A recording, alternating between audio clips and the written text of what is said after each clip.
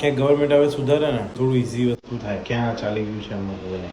25 વર્ષની ઉંમરે સપના કરોડના પણ પોકેટમાં લિમિટેડ સપોર્ટ. આ છે મારો ડે 2. હવે કાલે એક વિડીયો મેં બનાવ્યો હતો. હવે એમાં વોઇસ ઓવર બાકી છે, તો આજે ઓફિસે જઈને પહેલા વોઇસ ઓવર કરીશું, પછી બીજું કામ કરીશું અને મળીએ છે શું થઈ છે તમને કઈ સાદા દિવસમાં. બન્યા રહો. અમદાવાદના રસ્તા અને અમારી મહેનત બંને એકદમ ફૂલ સ્પીડમાં છે.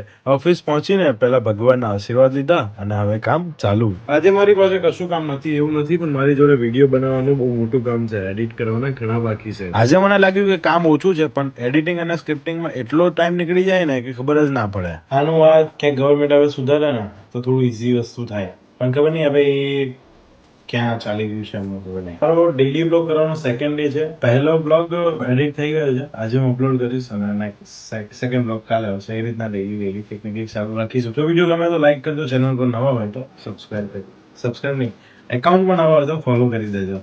હવે સ્ટાર્ટ થઈ ગઈ છે અસલી સ્ટ્રગલ, હરિદ્વારની ટિકિટ બુક કરાવવાનું. આ જુઓ, એરર પર એરર, તત્કાલમાં વેટિંગ અને ઉપરથી આ સાઇટની દુશ્મની.